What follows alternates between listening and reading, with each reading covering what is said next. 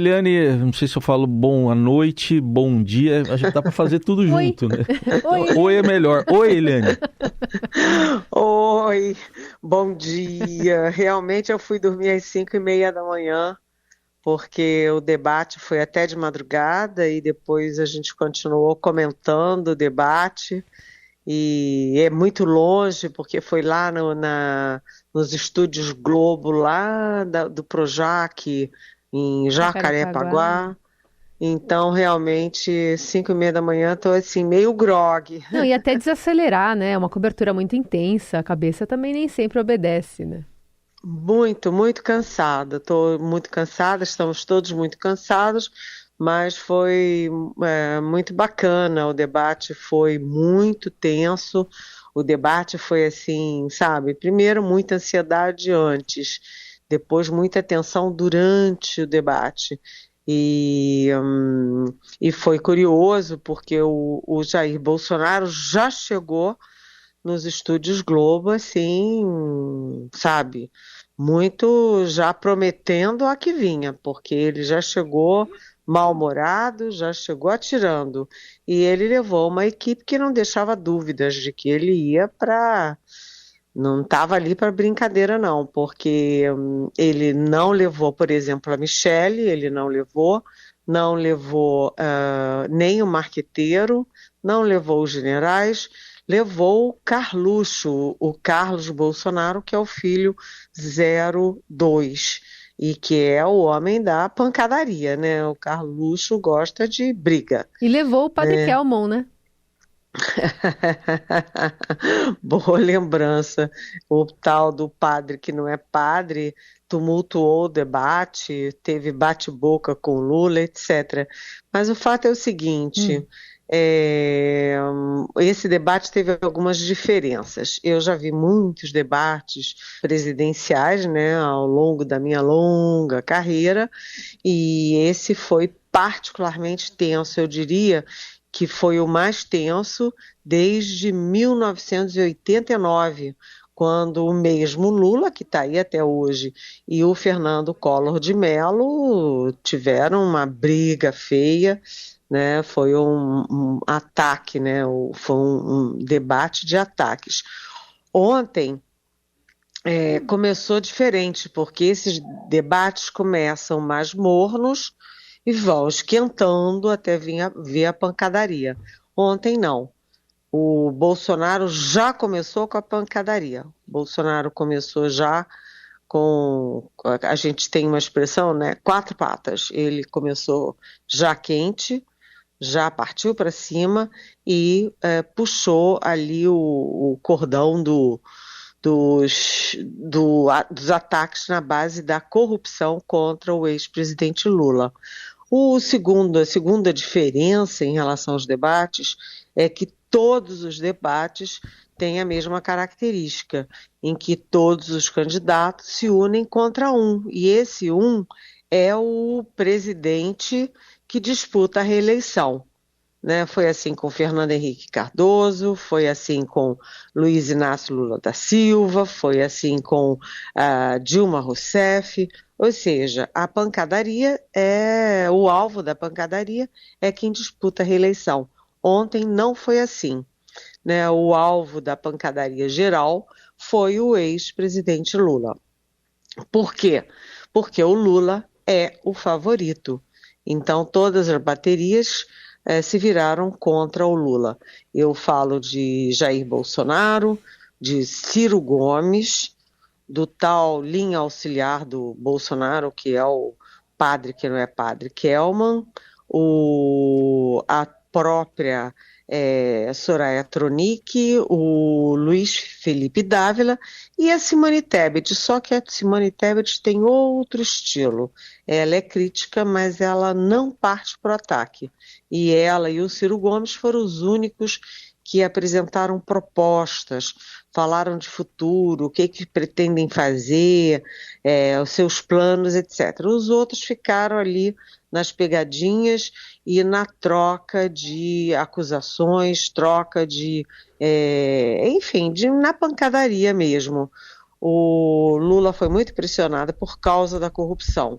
O tempo inteiro, todas as perguntas tinham a palavra corrupção, né? O Bolsonaro, curiosamente, não aproveitou a pergunta dele para ficar cara a cara com o Lula.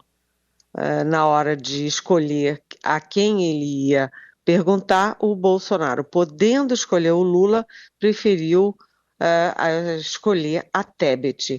E o Bolsonaro criou o principal momento de tensão quando ele perguntou exatamente para a Tebet sobre a morte do Celso Daniel, aquele prefeito petista, né, que é uma morte nebulosa até hoje, apesar de todos os inquéritos da polícia de São Paulo dizerem que foi enfim, um assalto comum, um crime comum, né? O Bolsonaro insinuou a culpa do Lula, a culpa do PT.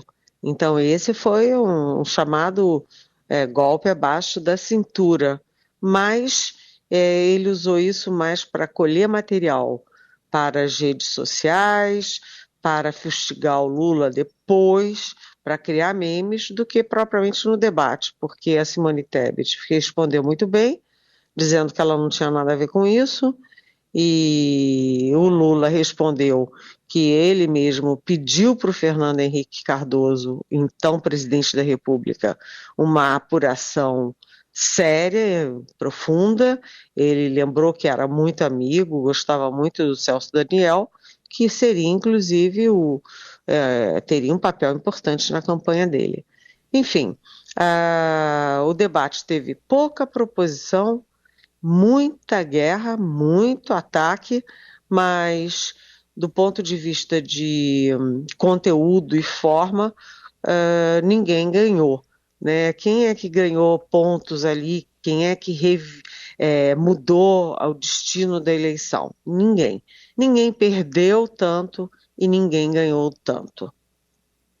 Bom, para ilustrar isso que você falou, e a gente vai para a segunda parte aqui, primeiro eu vou colocar aqui esses momentos de direito e resposta, um atrás do outro, 10 para Lula e Bolsonaro. Mas é uma insanidade um presidente da República vir aqui e dizer o que ele fala com a maior disfarçatez. É por isso que no dia 2 de outubro o povo vai te mandar para casa. Mentiroso, ex-presidiário, traidor da pátria. Que rachadinha teus filhos. Lula foi o mentor intelectual do assassinato de Celso Daniel. O presidente, quando aparecer aqui, por favor, minta menos. Bom, tá aí, um momento para ilustrar como é que foram. Eles não ficaram frente a frente, né, mas tiveram direitos de resposta, 10 no total. Agora, o que chamou atenção, frases de efeito, né, que viraram memes da candidata Soraya Tronic. Vamos ouvir um momento em que alguns momentos que ela protagonizou, cômicos até, ao se dirigir ao candidato padre o quê? Padre Kelson. Kelvin, padre, candidato padre. O senhor não tem medo de ir para o inferno, não? E dizer mais, não deu extrema-unção porque o senhor é um padre de festa junina. Bom, e depois foi publicada uma foto mesmo, né, Carol, que ele estava numa festa junina, né? De verdade. De verdade, uma festa junina de verdade. Postada nas redes lá numa quermesse. Tá bom. E aí, como foi Soraya, hein, Eliane? Olha, o tal do padre, ele estava ali para tumultuar, né? A única função dele era atacar o Lula, né? Selinha auxiliar do Bolsonaro, ele até trocou cochichos ali com o Bolsonaro, pediu o material do Bolsonaro emprestado, etc. E ele ficou falando aquele discurso mais conservador do Bolsonaro, a favor da direita, contra a esquerda, etc. Mas a Soraya Tronic, naquele estilão dela, ela não só chamou o padre de festa junina, como ela disse que o Bolsonaro era nem estuda, nem trabalha.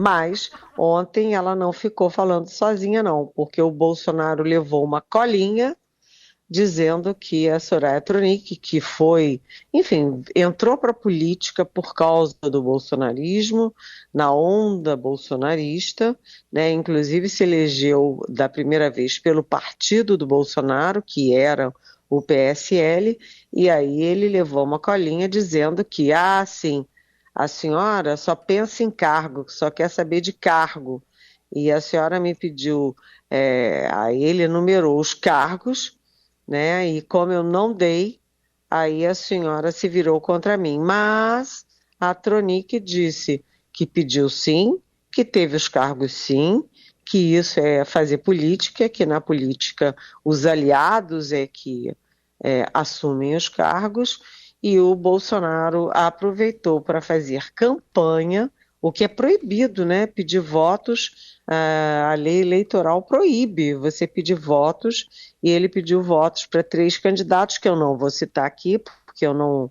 enfim, não vou ajudar ele a pedir voto para os candidatos dele, mas ele pediu voto para um candidato ao governo, uma candidata ao Senado e um candidato ex-secretário do governo a deputado federal em São Paulo. E a Tronic ela sentiu o golpe, porque ela está acostumada a fazer os memes, as gracinhas, e fica por isso mesmo. E o Bolsonaro reagiu, foi preparado para reagir. Dessa vez ela ficou meio sem graça, vamos dizer. Eliane Cantanhede continua conosco aqui no Jornal Dourado. A gente está trazendo o quente, né, desse debate, as análises, o consolidado do que fica, né? Agora faltando 2 dias propriamente para a eleição. Eliane, depois do debate, né, os jornalistas conversam com as campanhas, com os candidatos, eles colocam as suas impressões, enfim. Como é que eles estavam depois desse embate ali de frente das câmeras? Ótimo, eu adorei você perguntar isso, Carolina, porque é muito curioso, né? Eles no debate, bravos, brigando, o Lula bateu firme no tal do Kelman, foi bastante duro contra ele, o Bolsonaro contra o Lula e tal. Aí acabou o debate. O Lula estava super bem-humorado, estava assim, saltitante quase, dando a sensação de que ele estava aliviado, ao menos, com o fim do debate, ou seja, ele não achou que foi nocauteado hora nenhuma, e aí a gente conversando, eu e o grupo ali de jornalistas da Globo News, e ele dizendo, primeiro, né, eu perguntei para ele se aquele momento dele se irritando com o Kelman não foi ruim para ele, porque a equipe do Lula não gostou, achou que ele não devia ter, batido boca exatamente com aquele cidadão ali que a gente nem sabe o que estava fazendo direito ali no debate de candidatos à presidência da República. Aí eu perguntei se aquilo foi premeditado ou ele se irritou. Ele disse, olha, eu me irritei. Por quê? Porque aquele sujeito, ele, o Lula falando, aquele sujeito é um impostor, né? E não dava para ouvir aqueles desaforos todos calados. Ou seja, ele se irritou, o Lula contra o Kelman, né? E partiu para cima, e isso não foi nenhuma estratégia, não. Foi porque ele ficou mesmo cansado daquele uso do debate, o uso da exposição pelo Kelman para fazer o jogo do Bolsonaro. E aí uma coisa curiosa, a gente perguntou sobre o primeiro turno, como é que ia ser, vai dar ou não? Ele disse, olha, eu trabalho sempre para ter o primeiro turno. Disse que hoje, sexta-feira, ele está indo para a Bahia, depois vai para o Ceará, depois volta para São Paulo e vai fazer uma maratona de campanha lá em São Paulo, ou aí em São Paulo, com o Fernando Haddad, que é o candidato do PT ao governo. Mas ele disse o seguinte, mas se for para o segundo turno, não tem problema, porque eu sempre defendi o segundo turno, acho que é do jogo e eu sempre fui para o segundo turno, ou seja, ele disse que quer ir para o primeiro turno, mas que não terá nada a opor, não tem nenhum problema se tiver que ficar para o segundo turno. A gente também perguntou sobre as pesquisas. O Datafolha, por exemplo, que saiu ontem, e o Lula contou a seguinte história, porque o Bolsonaro o tempo inteiro diz, onde eu vou tem multidões e multidões, o pessoal dele manda para nós jornalistas, né, imagens dele com multidões e multidões. Aí o Lula contou que em 1982 ele era candidato a prefeito, e ele foi para o Pacaembu, aí em São Paulo, e tinha uma multidão enorme. E ele pensou, já ganhei, olha aí a multidão. E no mesmo dia, o nosso Estadão, olha só, ele citando o nosso Estadão, deu uma pesquisa em que eu, Lula, tinha 10%. E aí eu xinguei o Estadão, xinguei a pesquisa e tal.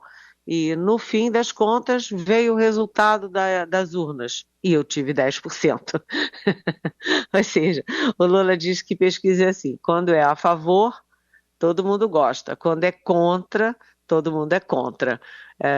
Mas que ele acredita sim as pesquisas, e ele fez uma revelação, que as pesquisas internas da campanha dele dão exatamente o que as pesquisas mais sérias, mais reconhecidas, tem dado mesmo, ou seja, ele confirmou o Datafolha.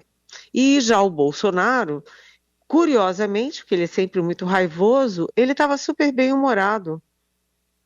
Quando ele encontrou comigo, todo mundo sabe que o pessoal do Bolsonaro não gosta de mim, né? A militância do Bolsonaro me bate, né, o tempo inteiro. E aí, quando o Bolsonaro me viu, me deu quase um abraço e disse, enfim, juntos. E estava brincando, foi engraçado. Aí eu perguntei para ele, vem cá, o senhor teve a chance de ficar cara a cara com o Lula e perguntar direto, por que o senhor não perguntou? Aí ele virou e falou, porque eu já falei tanto de corrupção do Lula, essas coisas todas de Petrobras e tudo. Eu disse, não tenho muito o que falar não. Mas uma curiosidade é que o Bolsonaro reclamou do Ciro Gomes. Disse que esperava mais do Ciro Gomes, que o Ciro Gomes ontem estava bonzinho. Aliás, um detalhe aqui para vocês. Numa das horas do embate do Ciro Gomes com o Lula, na hora que cada um foi para o seu canto, o Ciro deu uma risadinha assim, amigável para o Lula. Não me passou despercebido, não. Esses bastidores são muito bons. Você citou de passagem Datafolha, então vamos lá, Datafolha que saiu ontem, Eliane, votos válidos, né? 50% para Lula, 36% para Bolsonaro, está no limite ali do sim e do não para o primeiro turno. Exatamente, 50% de votos válidos para o Lula. Para ele vencer em primeiro turno, ele precisa de ter 50% mais um. Quando o Instituto dá 50%, é porque tudo pode acontecer, por um lado ou para o outro. E aí a gente pensa, olha, 48% dos eleitores do Ciro Gomes admitem mudar, 46%, na verdade, admitem mudar de voto. E 38% dos eleitores da Simone Tebet admitem mudar o voto. Portanto, né, se houver essa mudança, essa transferência de voto, o Lula pode efetivamente ganhar no primeiro turno, se ele atrair esses eleitores e os indecisos, ou parte dos indecisos. Mas, se tiver uma chuvarada danada, como está no Rio de Janeiro, por exemplo, que tem chovido muito, ontem choveu o dia inteiro, isso pode atrapalhar, né, a votação, pode aumentar a abstenção. E a gente sabe que o eleitorado mais suscetível à abstenção é o eleitorado típico do Lula. É o mais pobre, são as mulheres, os menos escolarizados e os do Nordeste. Portanto, não dá para dizer nesse momento se vai ter segundo turno ou não. E com o seguinte detalhe, né, tem outra dúvida nessa campanha. Quem é que vai chegar em terceiro lugar? quem vai chegar em terceiro lugar? Ou Ciro Gomes ou a Simone Tebet. Em São Paulo, o Datafolha já dá a Simone Tebet 3 pontos percentuais na frente do Ciro Gomes. Portanto, a eleição de domingo ainda reserva aí ansiedade e pode ter surpresas. Lembrando que no segundo turno o Lula é francamente favorável também, e lembrando também que o Bolsonaro tem 52% de rejeição, ou seja, metade do eleitorado não vota nele de jeito nenhum. Portanto, as chances de Bolsonaro reverter o jogo estão cada vez mais estreitas, seja no primeiro, seja no segundo turno. Muito bem, essa é Eliane Cantanhede. A gente vai continuar com essa cobertura especial ao longo, né, do fim de semana até domingo. Claro, na segunda-feira de volta por aqui, né, para trazer esse minuto a minuto, esses passos finais de um processo eleitoral bastante longo. Eliane, obrigada, viu? Bom trabalho para você. Bem, bom trabalho. Valeu. E bom sono, porque agora eu vou dar uma dormidinha. Justo. Um beijo. Até amanhã.